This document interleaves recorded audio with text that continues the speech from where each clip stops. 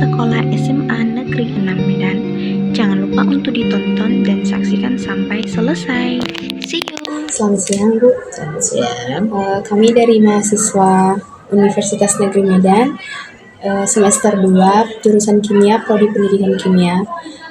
Terima kasih buat waktu yang sudah Ibu luangkan pada hari ini untuk bisa diwawancarai tentang kurikulum yang sudah dijalankan di SMA Negeri 6 Medan ini.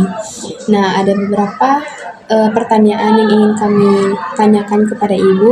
Yang pertama itu, izin kalau boleh tahu, Bu, identitas Ibu dari nama, jabatan, dan berapa lama Ibu sudah mengajar? Baik, nama Ibu Nelly Susanti. Apa tadi lagi? Jabatan saya sebagai wakil kurikulum dan saya mengajar totalnya sudah 28 tahun. Baik, Bu. Untuk kurikulum yang sudah diterapkan di sekolah ini yang 5 tahun terakhir dan sampai sekarang itu udah kurikulum apa aja, Bu, yang sudah diterapkan di sini? 5 tahun terakhir. Iya. Itu kurikulum K13 sama yang terakhir adalah kurikulum Merdeka. Kurikulum K13 dan kurikulum Merdeka. Nah, dari dua kurikulum yang sudah diterapkan di sekolah kan, Bu, menurut pandangan Ibu, yang mana yang paling mudah untuk diajarkan kepada peserta didik?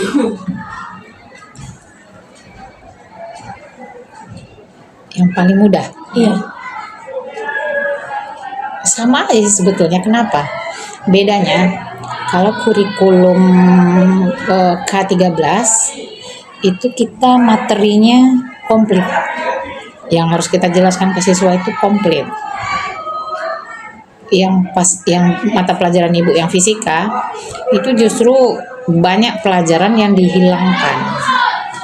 Jadi kalau dari segi kemudahan, bahkan Ibu bilang sangat mudah. Karena materinya kayaknya udah macam gak fisika aja gitu, agak terlalu ringan.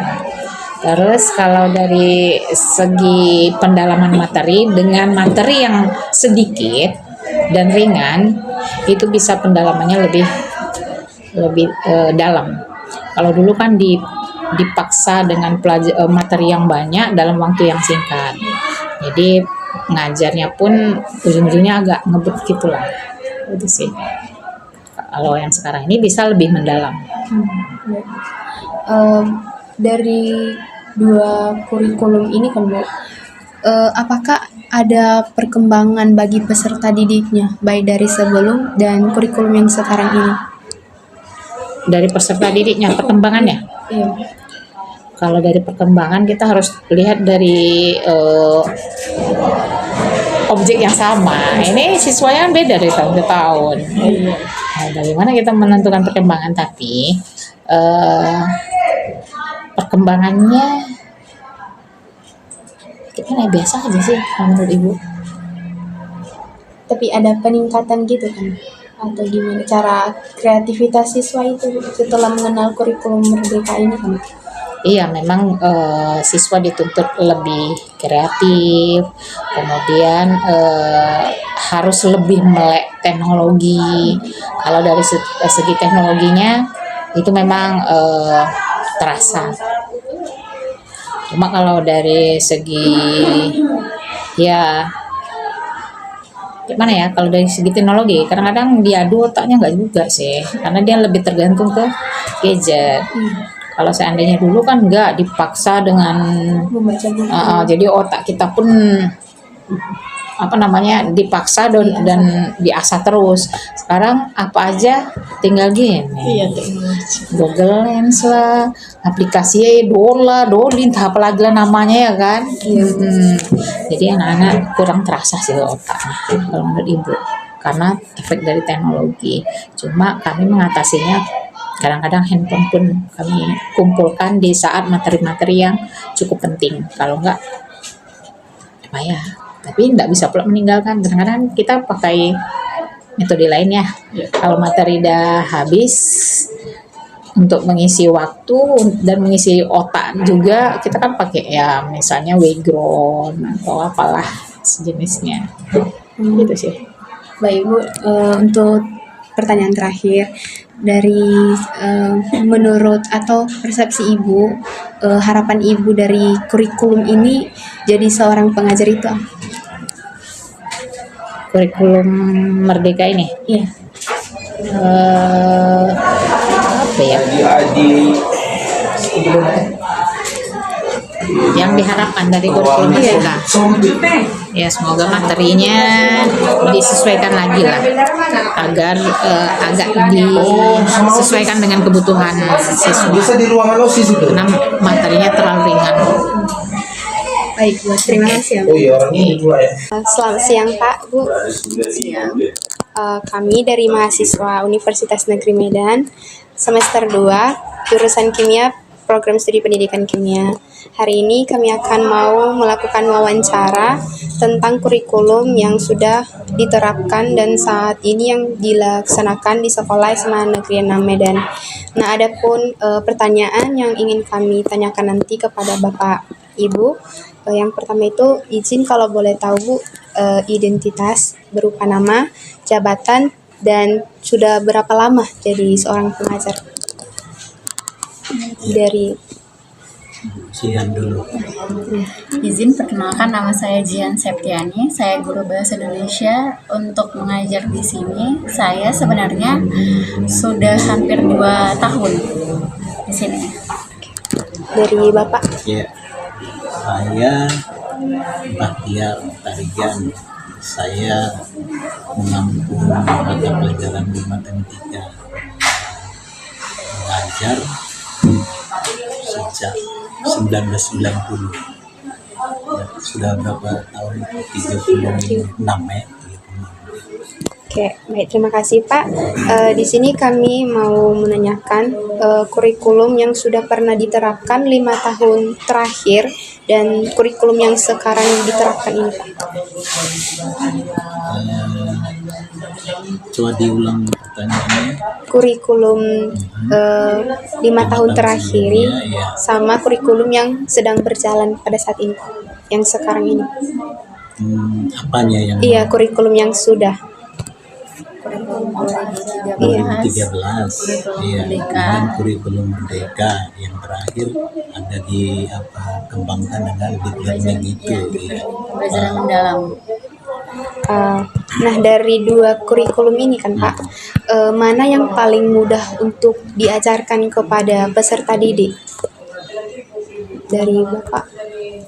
Kalau mudahnya lebih mudah yang terakhir kurikulum Merdeka itu dari segi materinya, karena materinya sebenarnya cukup sederhana yang diwajibkan itu. Kalau dari Ibu? Iya, sama kurikulum Merdeka juga. Oke. Bu, menurut kalian Bu, menurut Bapak Ibu, dari 2 kurikulum ini dari sejauh sudah diterapkan dilakukan, apakah sudah ada perkembangan dari proses belajar siswanya? Kalau menurut saya, kalau perkembangan lebih ke karakter, karena kan pakai profil pelajar Pancasila, karena itu juga ditekankan di sekolah ini gitu. Kalau untuk materi, kayak Pak Badir bilang lebih sederhana, berarti lebih membantu siswa untuk memahami materi. Baik Bu, terakhir dari kedua kurikulum ini yang sudah diterapkan, apa harapan Bapak Ibu untuk demi berlancarnya kurikulum yang sedang diterapkan? Ya, silakan. Kalau harapan saya, kita kan tahu bahwasannya kurikulum itu kan belum lama diterapkan sudah berubah lagi.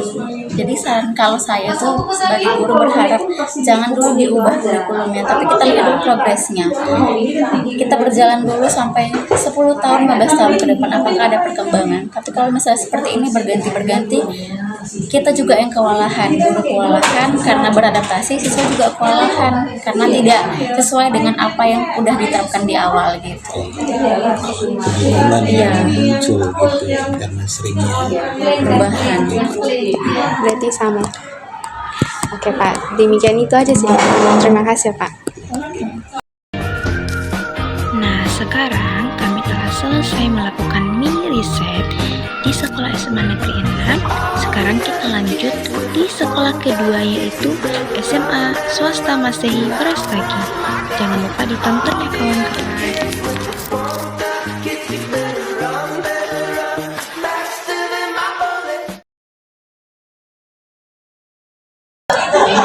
Selamat pagi Bu.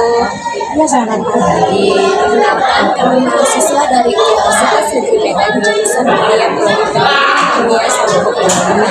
Adapun tujuan kami untuk datang di sini untuk mengetahui perbandingan kurikulum yang diterapkan 5 tahun terakhir hingga saat ini. Sebelum kami mengajukan pertanyaan, izin Bu menanyakan identitas Ibu baik dari nama, jabatan, dan sudah berapa lama mengajar. Baik, terima kasih untuk kesempatan yang diberikan. Nama saya Peggy sendiri, panggilan di sini Miss SM, itu kan bahasa Inggris. Jadi saya sudah mengajar di sini selama 20 tahun. Nama saya Rahma Nabru Ginting, panggilannya Ibu RH. Di sini saya sudah mengajar 16 tahun. Pembelajaran saya geografi. Jadi selama orang Ibu mengajar di sekolah ini, penggunaan kurikulum hingga saat ini, kurikulum apa yang diterapkan? Selama ini kita pakai kalau dulu kurikulum K13, tapi sekarang kami sudah memakai kurikulum Merdeka.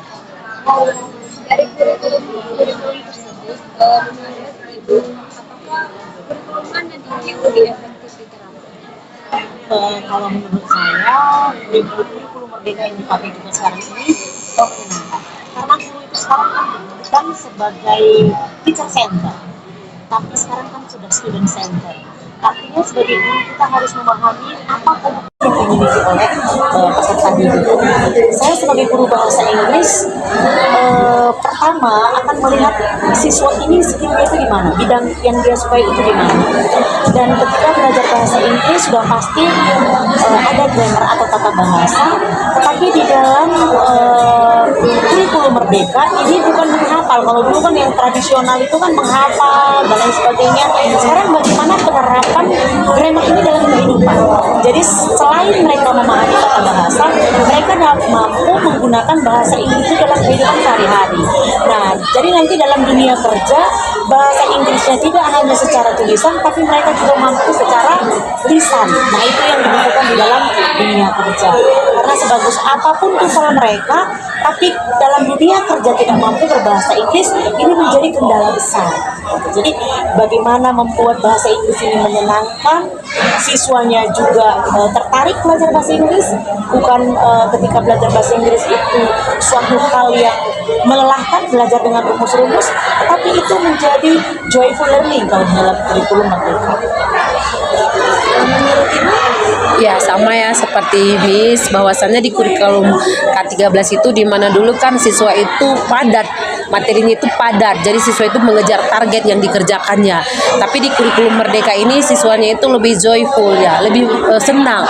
Kenapa? Di K13 ini mungkin ada project. Di project itu siswa itu bisa melatih kreativitasnya. Jadi di K13 ada istilahnya seperti ini, materi itu diberikan kemampuannya berdasarkan kemampuan siswa. Karena dilihat dulu kemampuan siswanya dulu. Jadi seperti itu di K13. Jadi karena berpusatnya pada siswa, jadi kita guru bisa mengetahui di mana yang harus kita kerjakan seperti itu. Jadi kita kembangkan kreativitas siswa melalui proyek-proyek yang ada di K13 di kurikulum Merdeka. jadi kan saat ini Bu, kurikulum Merdeka, apakah di kurikulum Merdeka ini bisa mengajar memiliki tantangan di dalam mengajar Tantangan sebenarnya kalau sebagai guru kan kita harus memahami apa kompetensi yang dimiliki peserta didik. Artinya setiap siswa itu kan memiliki minat dan bakat yang berbeda-beda. contoh di sini kelas satunya ada 7 kelas. Sudah pasti pembelajaran itu pasti misalnya tentang grammar, berbeda cara mengajar saya di satu kelas dengan kelas yang lain. Karena misalnya di satu kelas itu dia suka seni, saya akan mengajarkan bahasa Inggris dengan nyanyian, sudah pasti dia suka kan gitu.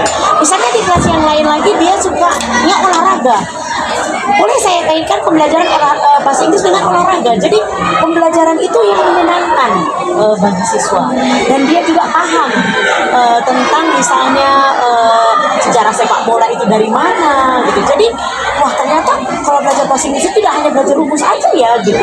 Penerapannya di sini.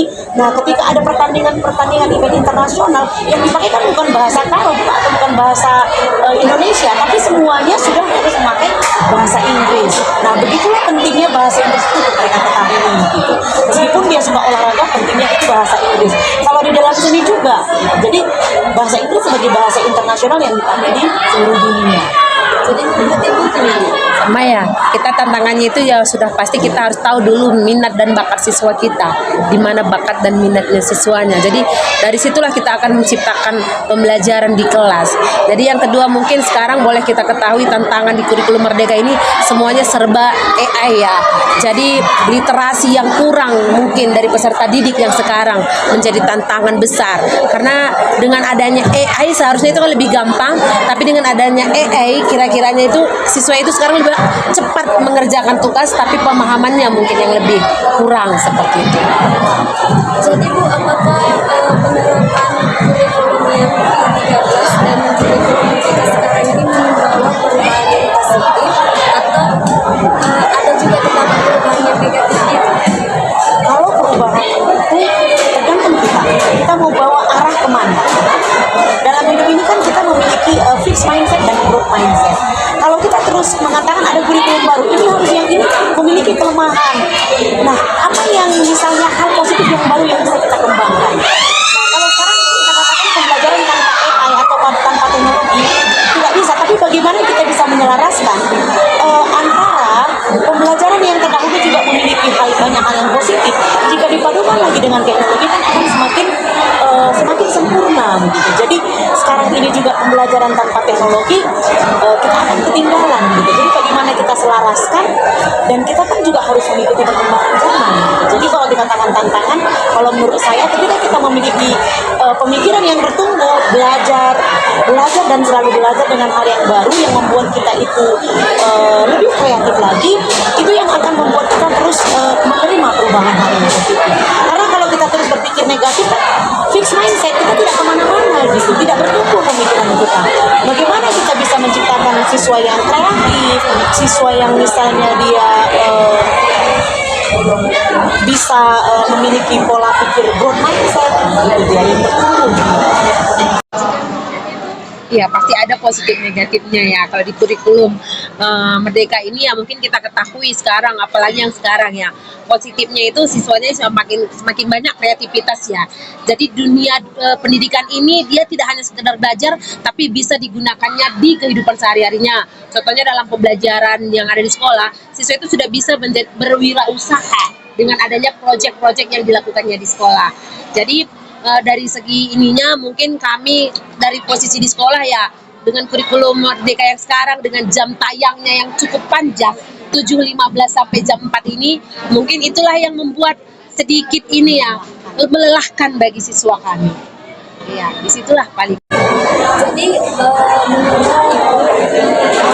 Ibu saran atau harapan Ibu terhadap perkembangan kurikulum yang ada di Indonesia ini terhadap perkembangan pembelajaran untuk siswa ini?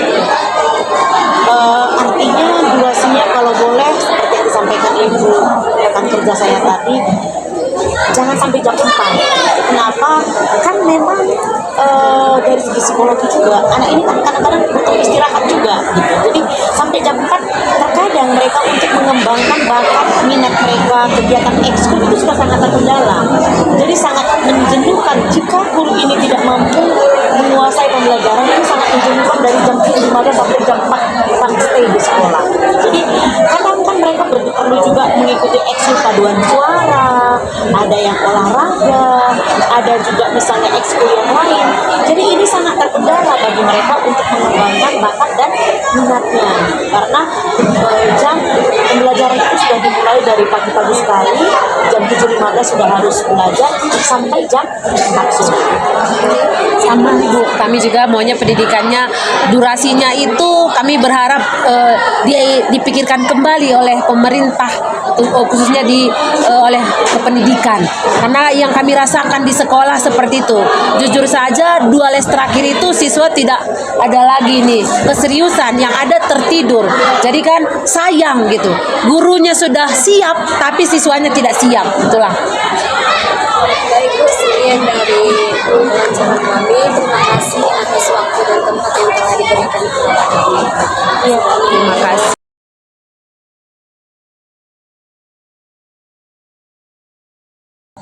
Halo, selamat pagi Bu. Selamat pagi. Kenalkan, kami mahasiswa dari Universitas Negeri Medan, jurusan Kimia Prodi Pendidikan Kimia, stambuk 25. Adapun tujuan kami datang ke sini untuk menanyakan perbandingan kurikulum yang diterapkan 5 tahun terakhir hingga saat ini.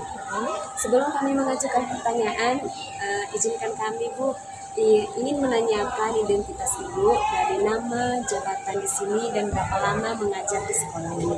Oke, baik. Nama saya Emilia Rosa Purba, dipanggil Ibu ERP di sini, mengajar bidang studi fisika. Nah, saya di sini baru mengajar 2 tahun. Selama Ibu mengajar di sini, apakah kurikulum apakah yang diterapkan di sekolah ini selama Ibu mengajar? Ya, selama saya masuk di sekolah ini, kita sudah masuk di kurikulum Merdeka ya. Nah, walaupun mungkin sebagian masih kita adopsi dari kurikulum 2013. Karena Ibu baru mengajar di sekolah ini, apakah kurikulum Merdeka itu efektif memang diterapkan untuk mengajar di sekolah ini?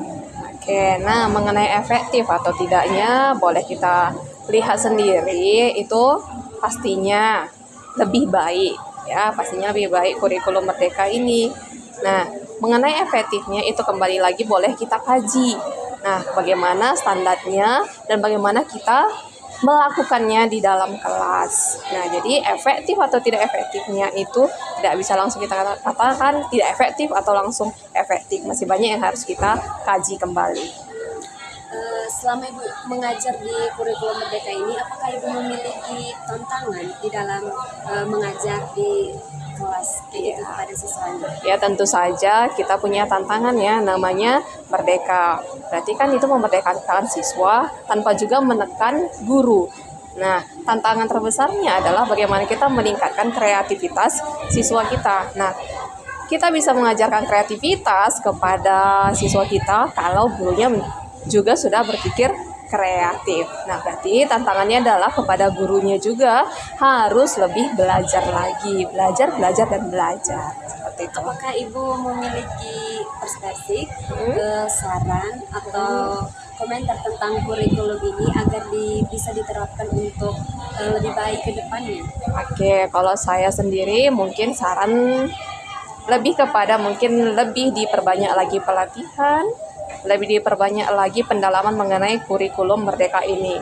Nah, sehingga duduk dia terhadap guru-guru mapel, bagaimana seharusnya kita menerapkan kurikulum Merdeka ini. Nah, pastinya dengan hal itu ada yang harus mendampingi kita. Juga ada juga yang harus mungkin melihat kita, menilai kita, dan ada panduannya yang memang ini dia kurikulum Merdeka itu, seperti itu. Terima kasih ya Bu. Baik, terima kasih. Selamat pagi. Perkenalkan, kami mahasiswa dari Universitas Negeri Medan, jurusan Kimia Prodi Pendidikan Kimia stambuk 25. Adapun tujuan kami di sini untuk mewawancarai Ibu tentang perbandingan kurikulum yang diterapkan 5 tahun terakhir hingga saat ini. Jadi sebelum mengajukan pertanyaan, silakan kami mengetahui identitas Ibu baik dari nama, jabatan, dan sudah berapa lama mengajar di sini. Iya, perkenalkan nama Ibu Novier Karonika Berus Nulingga, jabatan sebagai guru kimia. Sudah berapa lama di sini? Sudah mengajar sebanyak 2 tahun. Jadi mungkin karena Ibu selama mengajar di sini karena masih baru, jadi kurikulum apa yang diterapkan saat ini selama Ibu mengajar? selama Ibu mengajar di sini sudah menerapkan yang namanya kurikulum merdeka. Dari kurikulum tersebut, Bu, apakah kurikulum tersebut efektif diterapkan di dalam kelas dan di dalam sekolah ini? Sejauh ini sudah efektif karena kerjasama antara guru dan siswanya juga terjalin solid, di mana kalau kurikulum merdeka kan materinya boleh kita sesuaikan sesuai kebutuhan, nggak harus per bab harus berturut-turut kan. Jadi sudah bisa lah, sudah efektif lah dibilang di sekolah ini. Berarti kurikulum merdeka ya Bu, yang diterapkan saat ini? Saat ini kurikulum merdeka. Dari kurikulum merdeka tersebut, apakah Ibu memiliki kendala atau tantangan di dalam mengajar di kelas dan baik di sekolah ini, dari tugas-tugas Ibu? Kalau dibilang tantangan, kembali lagi ke kerjasama antara guru dan siswanya, di mana pasti ada beberapa siswa yang tidak mengikuti arahan gurunya kan. Kendalanya hanya di situ aja, hanya di beberapa siswa. Kalau sebagian besar, kalau kita ambil persenannya sekitar 80%, bisa lah efektif. Berarti menurut Ibu, apakah kurikulum ini membawa perubahan positif di dalam suatu pengajaran di kelas tersebut? Kalau dari pengetahuan Ibu, iya membawa perubahan. Tapi kalau dari segi praktek, karena sejauh ini masih itu yang Ibu terapkan, belum dapat perbandingan nyatanya. Jadi kalau menurut Ibu, apalah saran, harapan, atau perspektif Ibu tentang kurikulum di Indonesia ini untuk mendukung pembelajaran yang lebih baik ke depannya? Ya, semua kurikulum pasti memiliki kelebihan dan kekurangannya masing-masing. Paling harapan kita satu, di mana sistem kurikulum yang kita anut baru, istilahnya kita baru mengadaptasi. Kalau diganti lagi kan belajar lagi. Sekarang kita bilang sudah efektif dan semoga belum diganti lagi untuk beberapa tahun berikutnya. Kenapa? Karena kalau dari pengalaman dan curhatan kawan-kawan kita yang lain atau guru-guru yang lain, baru diterapkan diganti lagi. Mungkin disitulah kendalanya. Baik, terima kasih ya Ibu. Terima kasih. Jadi riset kami telah selesai. Kami undur diri. See you.